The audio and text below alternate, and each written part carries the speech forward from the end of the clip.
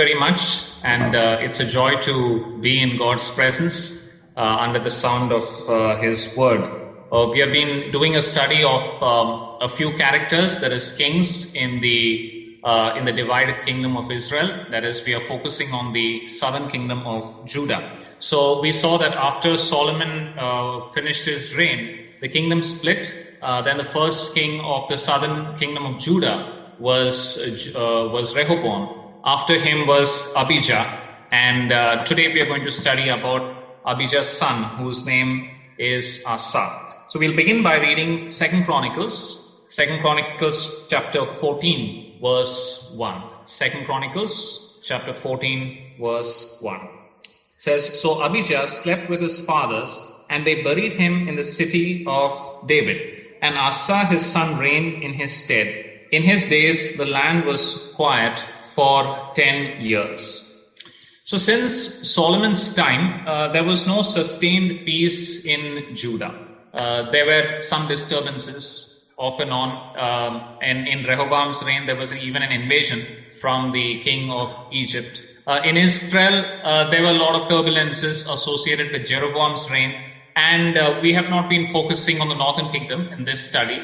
But if you read from Kings, you will find that after Jeroboam's death, there were many kings, several kings who ruled in northern Israel for a short period of time. So there was a lot of upheaval and chaos in the land. So there was no peace, but during Asa's reign, for 10 years, there was peace. Even last time, when we studied about the brief reign of Abijah, there was a war between him and Jeroboam. But in Asa's case, for 10 years, there was peace. And we can conclude here that it is a God-given peace. God gave Asa peace because God knew what Asa would do in that peaceful time. And that's what we read in the following verses. What did Asa do with this peaceful time that God had given him? Verse 2, "And Asa did that which was good and right in the eyes of the Lord his God. For he took away the altars of the strange gods and the high places, and brake down the images and cut down the grove." It is somewhat surprising to see that there are strange gods in Judah. Both Asa's father and grandfather, that is Abijah and Rehoboam, both of them were not idolaters. They were worshippers of Jehovah, true God. And it's been only 20 years since Solomon ended his reign. That was the golden period. So in a short time, we find that there is the worship of strange gods that has crept in.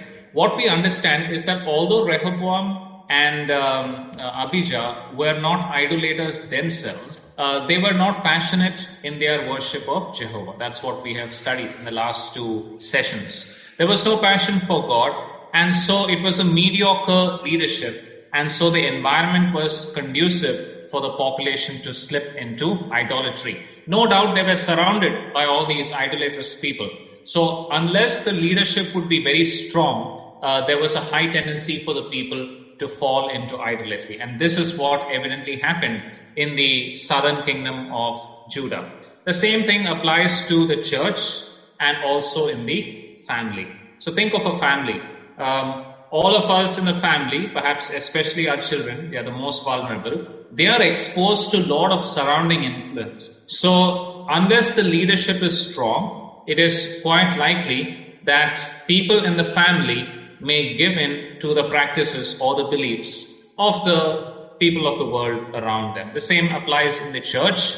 If the church leadership is not strong, then it is likely that people in the church will be swayed by the ideas and the principles that they come across in the world. Now look at some of the things that he had to do here. In verse 3, there is a mention made of high place. Some high places were idolatrous. I mean, they were centers of idol worship, but not all of them.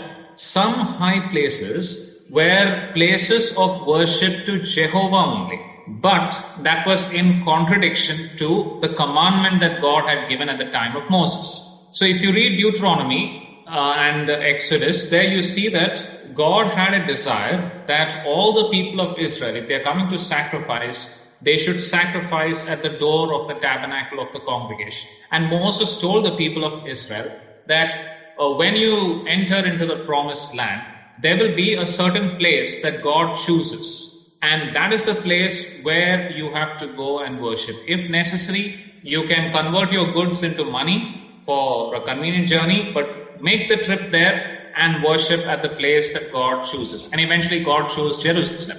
So that was the place to worship. But then people did not find it very convenient to go all the way up to Jerusalem to worship God, to worship at the center that he had appointed. So they decided to have high places, a convenient place near their village or near their city, a local place of worship. So although there is worship of the true God, it is a departure from God's pattern. And a worship of Jehovah at the high places, a wrong kind of worship, is or was likely to deteriorate into a worship of idols. Okay, so this is the high places that were there at that time. In our time and age, you can compare it to churches or groups of Christians who will worship the true God, but they will not focus their worship on Him. I have been part of that kind of work. Now think of a song like, in our old collection of songs, we have songs like What a Friend We Have in Jesus. Among the newer songs, you have songs like God Will Make a Way, where there seems to be no way. Now these are songs which talk about how God helps us in our life, how He helps us in our troubles and so on. Now I have been in situations where these are the songs which are being sung on a Sunday. So the worship which is supposed to be focused on who God is and who Christ is and what Christ has done in terms of His death and resurrection, the focus shifts to ourselves, our problems, and how God will help us in our problems. Now, many Christians would prefer that because they say that, I'm having a tough time. When I go to church, I want to hear something that is comforting for me as I go through my problems. So they might prefer, that kind of worship, which is more focused on me and my problems, rather than on Christ and the great work that He has done on the cross. So that is possible. So here also we had people who chose a more convenient form of, that is the worship of the high place. Then another thing which is mentioned here in verse 3 is images, or another word for it is pillars. And then there is groves. If you're using the King James verse, groves. Groves means poles that were devoted to a goddess called Asherah. So in Hebrew, the word Asherah itself is. So Asherah was the female companion of Baal. Baal was one of the main gods among the Canaanites. So Baal was the male and Asherah was the female. Both of them were associated with rain and with fertility. In a way, it is shocking and surprising because what is going on here in Judah is somewhat worse than the golden calf worship that was going on in the northern kingdom.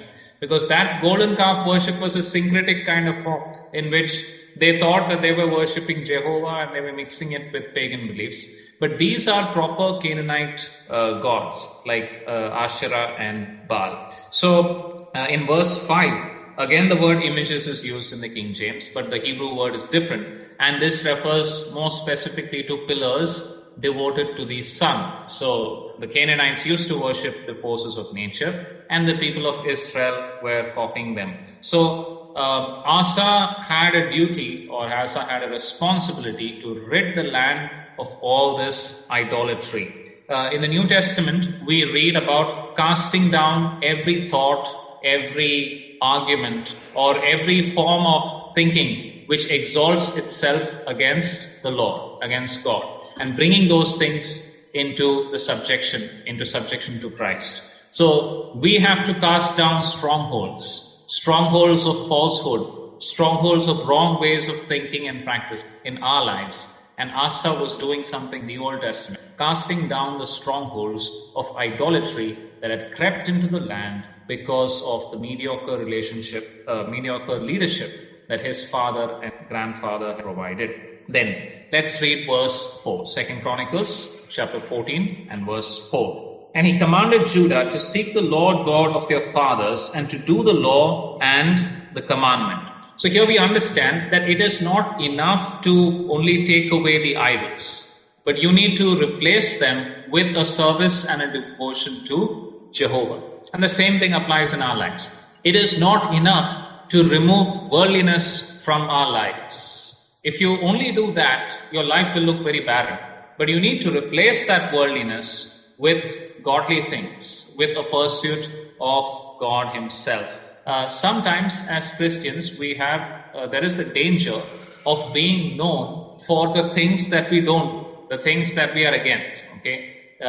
Do you watch movies? No. Do you go for parties? No. Do you drink alcohol? Do you go and enjoy yourself in various ways that people of the world are doing? No. Then what do? Your life is so empty.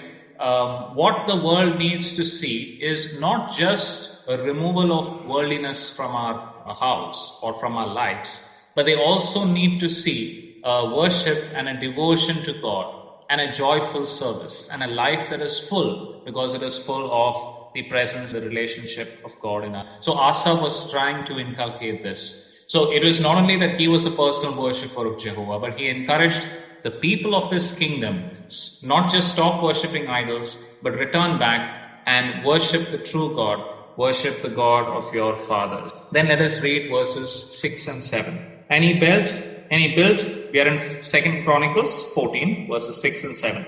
And he built fenced cities in Judah, for the land had rest, and he had no war in those years, because the Lord had given him rest. Therefore he said unto Judah, Let us build these cities and make about them walls and towers and gates and bars, while the land is yet before us, because we have sought the Lord our God. We have sought him, and he has given us rest on every side. So they built and they prospered.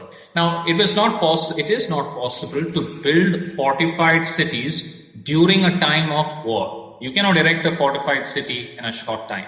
But you can do that during the time of peace. Not because you need it right then, but because you need it when the adversary comes. You need it during a time of war. And Asa was wise enough to realize this. He knew that danger would come sooner or later. So when there is peace, that is the time to build fortifications. Now, to be able to build something is a sign of God's blessing. You're able to make something which is good, make something which is beneficial, make something which is going to be lasting and durable and beneficial even to the people of the years to come. So you're doing something which goes beyond yourself. That is a sign of God's blessing. In the church, we are called to build one another. We are called to edify the church. And that is what God is doing in and through us. And over here, Asa was able to perceive God's favor. He was able to perceive that, we have sought God, and therefore the blessing of God is upon us. And that's why we must build and we must make ourselves strong. And that is the hallmark of a good leader, to be able to sense God's direction. Sometimes when we want to do something, especially something which is big, we are hesitant because we don't know whether it's the right thing to go ahead. Now, some people might have a lot of confidence in their own capabilities. So they will say that no matter what comes, what obstacle comes, we will rake up all the resources we have, all the strength that we have, and then we will somehow do it. Our assembly has been facing this issue of a meeting place where, because the hall that we used to worship in was demolished for road widening. The government only demolished it. So now the question is, where are we going to meet? We had a temporary place to meet in the hospital, but then in the days to come, it may not be suitable. So where can we meet? And so one of the ideas that is there is maybe rent a place. Another idea could be that buy land and build a hall. Okay, but in our locality where we stay, buying land and building a hall is a very, very expensive affair. And we don't know when the Lord is going. We don't know the conditions in which our country will be in the years to come. So the question is it worth, blocking and putting a huge amount of money in order to have a meeting place of our own? Is that the best option? Now, when we are faced with a dilemma like this, when God allows something to happen, then it gives you a sense of direction. In our case, against all odds, the government has given us a little bit of land where we can erect a hall. Erecting a hall is not so costly. It's the land that's much more costly. But when we see something happen like this in answer to prayer, that gives us the confidence that, okay, God's blessing is in this. So now we don't mind putting whatever a few lakh rupees that it takes to build a hall or to proceed further in that direction. And Asa could sense that God was in this, God was helping them. And that's how leaders need to be. A city can be compared, a city in Israel can be compared to a New Testament church today, because it's a small collection, a small grouping of God's people. And we read about Paul in the New Testament. He enjoyed certain peaceful times in Ephesus and in Corinth. And during that time, he taught a lot of people and he built up the church there. So something similar to what Asa is doing. And it says here in verse 7 that they made walls. What is the purpose of a wall? A wall is a means of protection to keep the enemy outside, which means a church today also needs to have a wall. It needs to have a boundary. It needs to have some demarcation or some difference between who is outside and who is inside. We want to keep undesirable elements outside.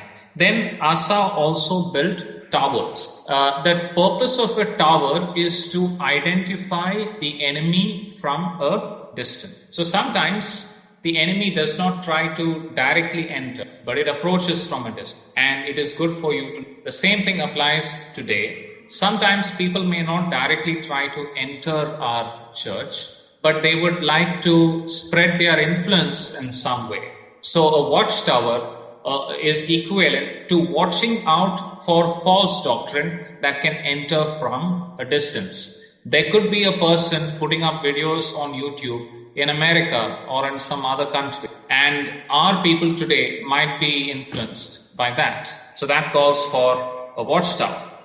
Then in verse 7, Asa built walls, towers. He also built gates. The gates of the city are meant in order to go out and to come in. So as a church, we go out in connection with the gospel. Going out in the church context is a picture of preaching the gospel to other people. Therefore, gates symbolize our gifting or our ability to go out and preach the gospel. So Asa built gates, and the church needs to have gates to invite people to come and hear the gospel or to go out and take the gospel to people. And then it says in verse 7, he also built bars. Bars uphold the gates. They are posts which support the gates.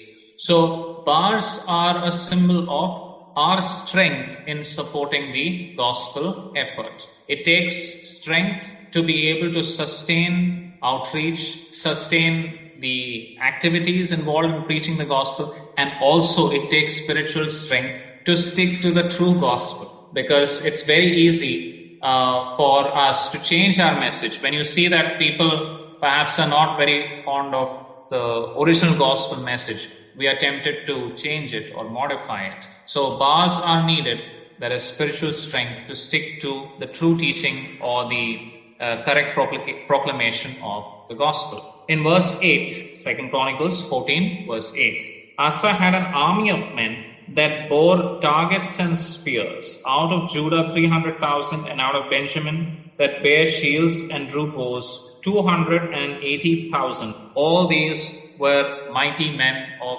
valor. So because of his encouragement towards the kingdom, he was able to have and build up a strong army. And that is, we can say, a symbol of well-equipped believers in New Testament. We are also waging war, but our war is spiritual. And a well-equipped army like Asa had is symbolic of well-equipped believers. Believers who are equipped with a sound grounding or a sound knowledge in God's word. They know what is right and wrong. Believers who are equipped with teaching about good discipline. So they have these good habits of fellowship, spending personal time with the Lord, and so on. Believers who are equipped with resources. Like in this church, if there is somebody who has a question for example, how do we know how the 66 books were included in the Bible? Why are these books included? Why are other books? If somebody has a question, then do we have some system in place or somebody in place who can answer these questions or who can help people to find answers to these questions? So a well-equipped army is what Asa had, and as a church, we need to have believers who are well equipped. These are things that a church should work on, just like a king like Asa had the responsibility of building up a good army. Because he was an able leader, of course, he had the support of his. And in our church, if we are able leaders and able to lead by example, definitely the flock will be loyal and they would be cooperative with us, and we would be able to equip people in the. Then let's read verse 9. 2 Chronicles 14, verse 9. And there came out against them Zera the Ethiopian with a host, an army of 1,000 and 300 chariots, and he came to Maresha. Now, Ethiopia in the King James Bible is actually Sudan, or in ancient times it used to be called Nubia. That's southern Egypt and modern Sudan. In the medieval times, Europeans used to refer to that part as Ethiopia. So that's how the word is coming in our English Bible.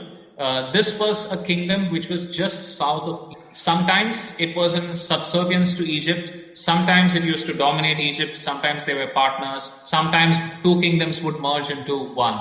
So this king apparently had some dominion over Egypt also, although he was coming from the southern part of Egypt or northern Sudan, which is also called Upper Egypt. And in Hebrew, it is called Cush. So Cush is the Hebrew word that was used. So here is a king from southern Egypt or northern Sudan, and he is coming to attack Judah. And in verse 10, it says, Asa went out against him, and they set the battle in array at the valley of Zephathah at Maresha. Asa's watchmen must have spotted the huge army from a distance. And you can make out they've had peace for so long, they would have liked that peace, but now they must have felt alarmed because they see this huge army approaching. But Asa continues to be the good leader. If he wanted to be defensive, if he was very scared, then he would have retreated into his capital and he would have allowed the army to come right till the city walls and try to survive. That happened later. But Asa is proactive. He goes out to the border of his kingdom, the southwestern border of his kingdom, and he goes there and he tries to face this army. Let us read verse 11. And Asa cried to Jehovah his God, saying, Lord, it is nothing with thee to help, whether with many or with them that have no power. Help us, O Lord our God. We rest on thee, and in thy name we go against this multitude. O Lord, thou art our God. Let not man prevail against thee. So in this, one of the amazing things about the Bible, about the Old Testament, is it actually gives you the words that these ancient people spoke. Just imagine, this is a man who lived nearly 3,000 years ago. And we get a glimpse of his faith. Just like today we have faith in God, this man also had faith in God. And we get to hear the exact words that are coming from his lips. And in this short prayer, there is important content. Because here, he acknowledges God's power. He acknowledges God's sovereignty. God is able to save by many or by few. So Asa's army was outnumbered 2:1. That is, for every soldier that Asa had, the Ethiopian army had 2 soldiers. So it was a very difficult situation. But Asa says God can heal, God can rescue even by a few people. Now, he also understands in the last part of verse 11, he says, O Lord, thou art a God, let not man prevail against thee. So Asa understands that God's honor and God's glory and God's name is linked to his people. I mean, does God's glory depend on what happens to me? Asa had that kind of confidence. He could equate the Ethiopians defeating Judah with man prevailing against God. Now, he was able to have that confidence because he and his people were following God. So these are marks of a godly man. These are marks of of faith that we would do well to emulate? Can we have the confidence that when we are faced with difficulty, God helping us to overcome would be a manifestation of God's glory? That will be true if we have been following God in our lives. Then verse 12 and 13. So the Lord smote the Ethiopians before Asa and before Judah, and the Ethiopians fled. And Asa and the people that were with him pursued them unto Gerar, and the Ethiopians were overthrown. They could not recover themselves. They were destroyed before the Lord and before his host, and therefore they carried away much spoil.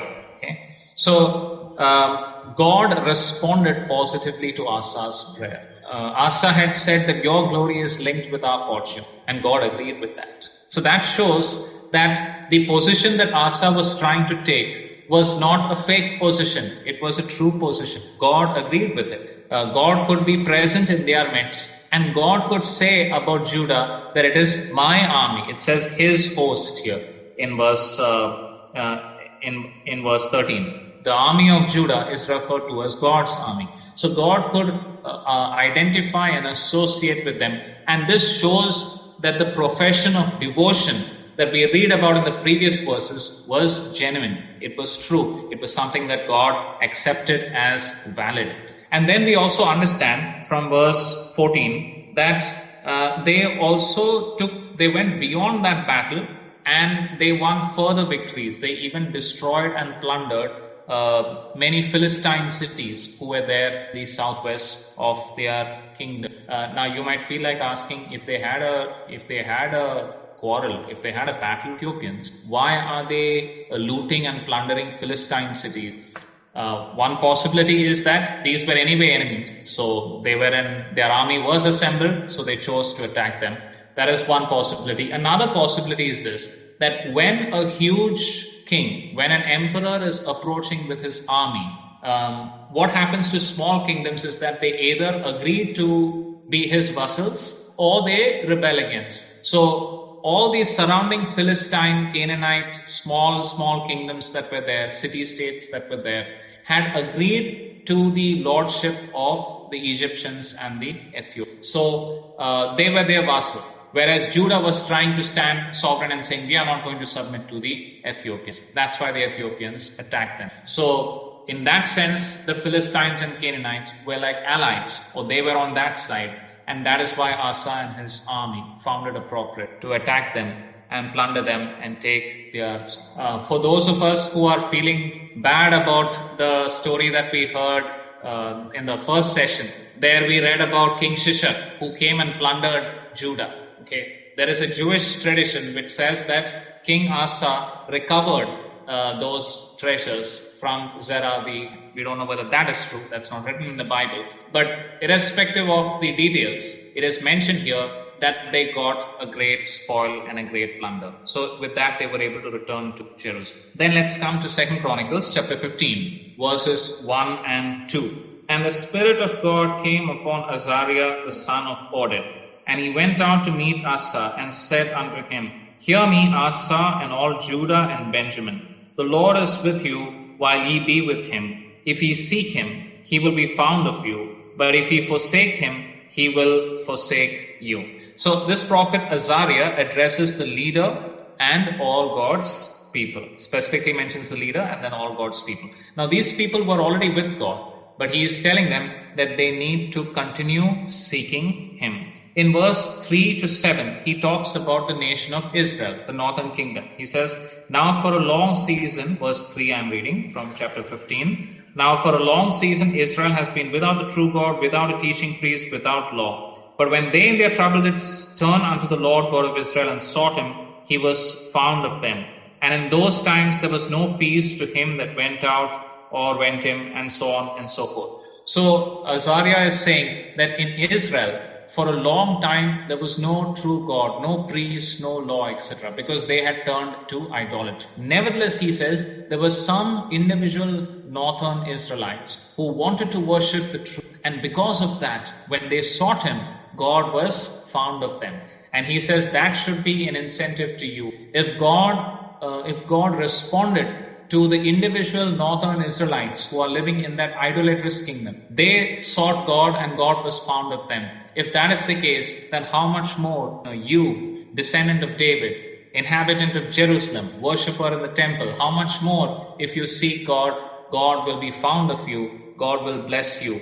And so when Asa heard all these words, he was very encouraged. That's what we read in verse 8. Asa was very encouraged, and it says in verse 8 that he took courage and put away the abominable idols over all the land of Judah and Benjamin, and out of the cities which he had taken from Mount Ephraim, and renewed the altar of the Lord that was before the porch of the Lord. Now, when Asa heard this prophecy, he was very much encouraged, and he removed all the abominable idols, not only from his own kingdom, but even from the cities of Mount Ephraim.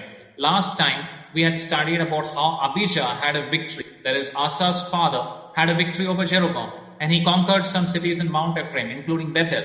But he failed to cleanse them of their idolatry. So here we see Asa showing a zeal that is greater than his father. His father was a worshipper of God, but did not go out of his way. Here Asa goes out of his way to cleanse the land. Then let us read verse 9 and 10. And he gathered all Judah and Benjamin and the strangers with them out of Ephraim and Manasseh and out of Simeon, for they fell out to him of Israel in abundance, for they saw that the Lord his God was with him. So they gathered together themselves and in Jerusalem in the 3rd month in the 15th year.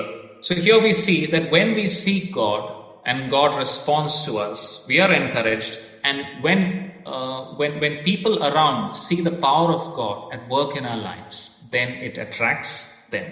This is the right way to attract people of the world. It is the right way to attract Christians.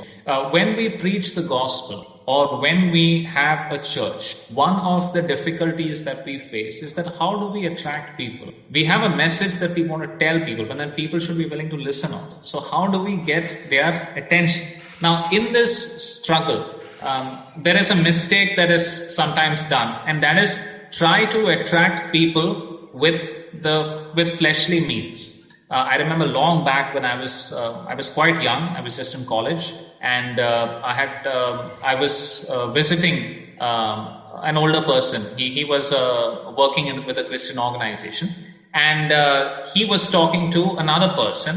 That person also was in some organization, and he was running a TV program. And this friend of mine, older friend of mine, was expressing his concern, saying that, we have seen the TV program that you are putting up, and it doesn't look very much like a Christian program. And that person said that, the thing is, the target audience of this program is people who are not at all Christian. They are completely unfamiliar with the Bible. So in order to attract them, we have catered the program according to their expectation. So basically, they were trying to attract these people by things which are fleshly things, not connected with the gospel in any way. So that's a wrong approach. But people feel tempted to do that because of this problem. How do we attract people? How do we make people willing to listen to the message that we have?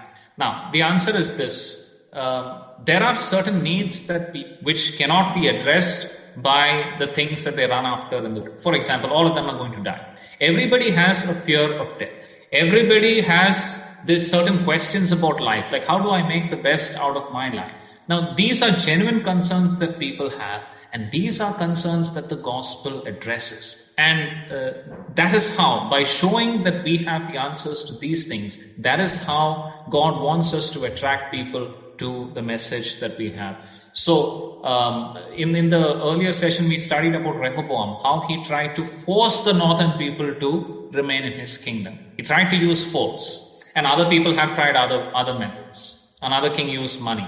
But here we find that Asa did not go out of his way to attract them. He was just faithful to God. God blessed him. The power of God was seen in Asa's life and in his kingdom, and that itself attracted people from the northern kingdom to come and join him. That is the way in which we attract people to our church. That is the way in which we attract people to the gospel message that we are preaching. Okay, these people gathered in Jerusalem. And what did they decide? Verse 12, they entered into a covenant to seek the Lord God of their fathers with all their heart and with all their soul, that whoever would not seek the Lord God of Israel should be put to death, whether small or great, whether man or woman. So this occasion, happy occasion of victory and blessing, is a good opportunity to renew the commitment of they were in a covenant relationship with their God. So Asa felt it appropriate to renew that, to remind people that, hey, this is what we had already decided about. This is what our nation stands for. So let us renew our commitment. If a skeptic or if a non-believing person is reading the Bible, reading this passage, then he might feel like complaining that what is this? There is no freedom. There is no freedom of religion. It says here that if someone does not follow the true God, follow Jehovah, then they are going to be put to death. So that means there's no freedom of religion, which is the cherished concept today. But even today, there is not freedom is not there about everything. There are places in the world where, for example, if you deny the Holocaust, that is a punishable offense. Denying the Holocaust is a punishable offense because it was a big and a serious event. Well, for the people of Israel, they knew that they were in the land because God had taken them out of Egypt. He had split the Red Sea and He had enabled them to defeat the Canaanites, and that's why they were there in the land. So those supernatural events were the basis of their covenant. So to deny those things is to deny the very reality that they as a nation have witnessed. And that is why, as part of their covenant relationship with God, they had a compulsory religion. That is, people were to follow God. If they did not want to follow God, they could have remained in Egypt or they could go and settle elsewhere. That was the relationship that Israel had with God. Then verse 15, and all Judah rejoiced at the oath, for they had sworn with all their heart and sought Him with their whole desire, and was found of them, and the Lord gave them rest round about. Getting closer to God is accompanied with, when people look at us, they need to be able to see this joy in our lives. If I am growing closer to God, I should not be becoming gloomier. The joy of Christ, the joy of the Lord should be visible in my life. And that was true about the people of Israel. When the gospel comes to a place, there is great joy. In the book of Acts, we read, when the Samaritans turned to Christ, there was joy in their cities. Here in Israel, in Judah, when people turned towards God, there was joy. And then we have the next phase of Asa's life. In verse 16, it says that he again went on a cleansing spree. He even got rid of his own grandmother, Maacah. She herself was the granddaughter of Absalom, the son of David. So she had made an idol, and Asa removed her from being the queen. So there are some things in Asa that we see that was better than his predecessor. As we already noticed, he cleansed the cities of Ephraim, which his father failed to do. And this woman, who was his grandmother, would have been there in the time of Abijah. Okay, but apparently Abijah did not do anything. Rehoboam did not do anything about it. But he removed her from her queenly office, and he destroyed the idol that he had made. So he didn't mind serving God, even in those areas which could lead to a rift between him and his family members. So that shows a measure of commitment. For Abijah and Rehoboam, it was more of a matter of convenience. We are not idolaters. We believe in the true God. We worship. But here is a person who puts that into action, even when it can be difficult and uncomfortable. Then look at verse 18. And he brought into the house of God the things that his father had dedicated and that he himself had dedicated, silver and gold and vessels. Last Saturday, we were noticing how Abijah was boasting about how other people are doing all the temple activities. So the priests are there, the Levites are there, they are doing their job perfectly well. And we felt like asking, and what about you, Abijah? Do you go to the temple and worship God? So here Asa says, Asa is entering the temple. He is taking the things which he has dedicated. It says even his father had dedicated. So apparently Abijah had dedicated certain things, but he did not have the enthusiasm to put those things in the temple treasury. It was all pending stuff. But Asa followed through on these things, and he took some active part in the worship and in the service in the temple, in the house of God. It is easy to demand that things be good. As a church, in our church, we should have this and we should have that. But it's a different thing to contribute and make those things happen. So Asa was doing that. In verse 17, it says, "But the high places were not taken away out of Israel." That is probably referring to the northern kingdom. The writer is just mentioning that, okay, in the northern kingdom, high places were there. People in the north were not able to come to Jerusalem. So even if they were worshippers of Jehovah, some of them were being there. This is not the ideal thing, but this is perhaps not Asa's fault, because he is a king only in the south. So whatever he could do for the spiritual welfare of his people, he did. All this is to Asa's credit. Okay, but now we have trouble again. Chapter 16, 2 Chronicles, chapter 16, verse 1.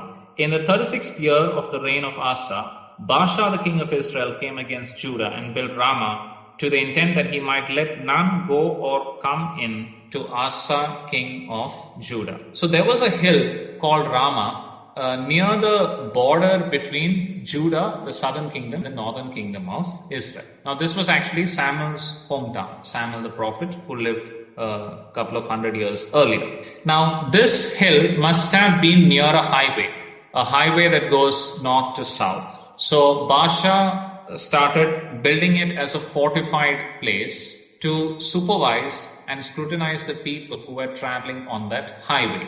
So the reason is nobody would be able to get inside the kingdom of Judah from the northern side, from the Israel side, unless they had reasons that Baasha approved. Most of the people, he wouldn't let them go. So Jeroboam had tried alternate religion. Remember, Jeroboam was not happy about people going to Jerusalem and worshipping God. And Baasha must have had the same concern. And so Baasha is trying to use force to stop the people to go to Jerusalem. So there must have been a religious aspect to this, that people should not enter Jerusalem. There must have been a business aspect also. Maybe it had something to do with the flow of trade. So Baasha was trying to cut the kingdom of Judah from the benefits of trade and commerce. That might have also been there. And so Asa was concerned. Asa was concerned at what Baasha was doing. Let's read verse 2 and 3. Then Asa brought out silver and gold out of the treasures of the house of the Lord and of the king's house, and sent to Ben-Hadad, king of Syria, who dwelt at Damascus, saying, There is a league between me and thee, as there was between my father and thy father. Behold, I have sent thee silver and gold. Go break thy league with Baasha, king of Israel, that he might depart from. So this is Asa's reaction to the threat that Baasha put to him. He tries to make a treaty with the king of Syria. Now remember, there is Judah on the south, there is Israel on the north, and Syria is further north. So Asa is trying to make the king of Syria attack Israel. So Israel will be attacked from behind, that is from the north, whereas Israel is trying to be aggressive towards the south. So this was Asa's strategy. Now remember the previous battle that took place, the previous trouble, adversity that came to Asa was the threat from the Ethiopian, Zera the Ethiopian. Now that threat was raw and intense. It was an open enemy coming straight with an army. It is not business and religion and all that. There is an army and there is a king, completely foreign king, who is coming against him.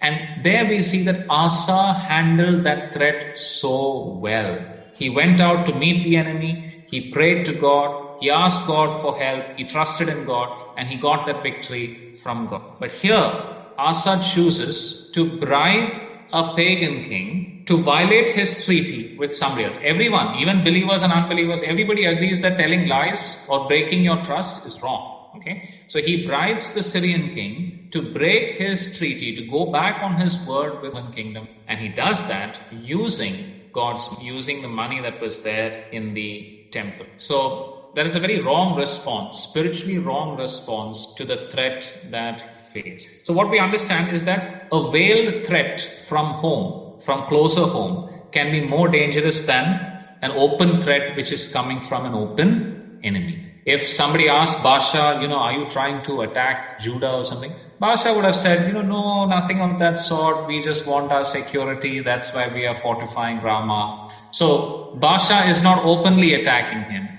Zera the Ethiopian was openly wanting to conquer and plunder him. So when the threat is veiled, when the threat comes from closer home, it is often a tricky thing. And whereas Asa responded so well to the first adversity, he responds pathetically to the second adversity. Verse 4, and Ben-Hadad hearkened unto King Asa, sent the captains of his armies against the cities of Israel, and they smote Ijon, Dan, Abel-maim, and all the store cities of Naphtali. So these cities mentioned here are the northern cities of Israel that are close to the border with Syria. So Asa's strategy worked. We understand that just because a strategy works, it does not prove that it is a spiritually or a morally right strategy. What he did was wrong, but it worked. And the king of Syria attacked Israel.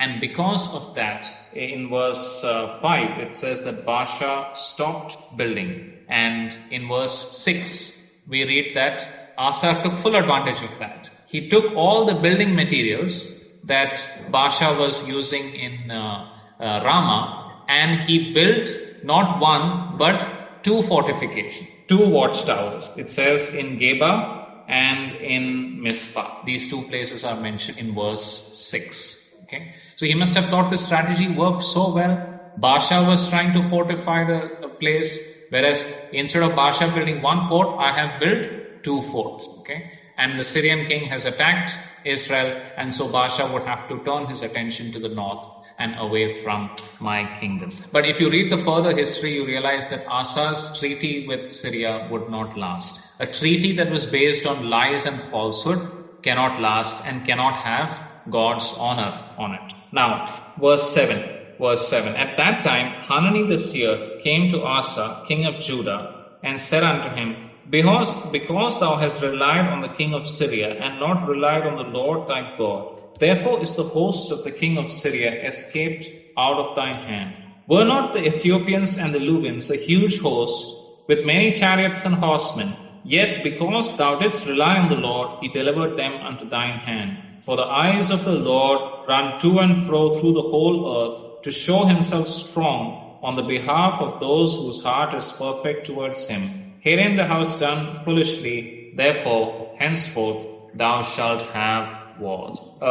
A perfect heart. It says God is looking for those whose heart is perfect. So a perfect heart does not mean a sinless, flawless heart. Nobody has that kind of heart. But it means an intact or a stable or a faithful heart. A heart that is still in allegiance or in loyalty to God. And Asa's heart was carried away. God is looking for human vehicles to show his power. But Asa had failed in that respect. Then in verse 10, it says, Asa was wroth with the seer and put him in a prison, for he was in a rage with him because of this thing. And Asa oppressed some of the people that same time. So Asa did not make any effort to defend his position. There are other people who have done that. King Saul did that once to Samuel. Asa does not do that. He does not admit like David did. When his fault was pointed out, David admitted it. Asa does not do that. But he takes out his anger on the prophet and also on some of his citizens. There might have been citizens in Israel, in Judah, also who must have expressed their disapproval for what Asa did. So unfortunately, here is a man whose anger has overtaken. Verse 12, and Asa in his 39th year was diseased in his feet, until his disease was exceeding great. Yet in his disease he sought not to the Lord, but to... In those days there were no antibiotics. So if an infection comes, then it can get very bad. And Asa evidently had some infection foot. And when a man of God undergoes suffering or difficulty, it is an opportunity for him to humble him and beg mercy. Sickness is not always punishment, but sickness sometimes is punishment, or sickness sometimes is at least God trying to catch our attention and perhaps wanting us to seek him regarding something. And there was an issue between Asa and his God. Sickness and perhaps a time of being away from his civil responsibilities, was a time when he could seek God and ask God for help, but he did not do that. One can almost, imagine Asa's courtiers just trying to drop hints. Perhaps they are scared of him. They're trying to drop hints that, maybe you could just release that prophet in the prison. Maybe he would be willing and come, and maybe he would be willing to pray to God on your behalf for your sickness. But Asa did not have any of that. A hardened, a moody, an unapproachable old man is a tragedy. This is what Asa became, old man. A hardened person, a moody person, a person with a temper that is going out of control, a person who is not approachable. We don't have any record here given of anyone appealing to him and saying, please release that prophet. Please change your ways. Please cry out to God for forgiveness for what you have done. We don't know whether anyone told that to him. It was difficult to tell that to him. But yet in verse 14, it speaks about his death. And it says that they buried him in his own sepulchre. And they, had a grand funeral. They made a very great burning. So although his end was bad, the people of the land, they recognized, his overall contribution. If you look at his life as a whole, there were a lot of good things that he did, although he did this bad thing towards the end of his life. So that was the story of Asa, a good king, one who followed God with greater enthusiasm than his two predecessors, but a man of God who faced adversity so well. And yet when the second challenge came, he did something which was completely unthinkable. He got into an alliance with a worldly king at the cost of spiritual wealth, at the cost of the temple treasure. And when his fault was pointed out, he failed to acknowledge it. Instead, he took out his anger on the prophet who pointed a mistake. It is interesting to see, I find it quite interesting that the previous four kings, David, Solomon, Rehoboam, and Abijah, their weakness was women. And this person's weakness is his temper. The next person's weakness was his inability to say no to people. So different people have their own weaknesses. And here they are all laid before our eyes, the good and the bad, for us to take heed from their example and look into our lives and take corrective action where it is necessary and please God. May God bless these words.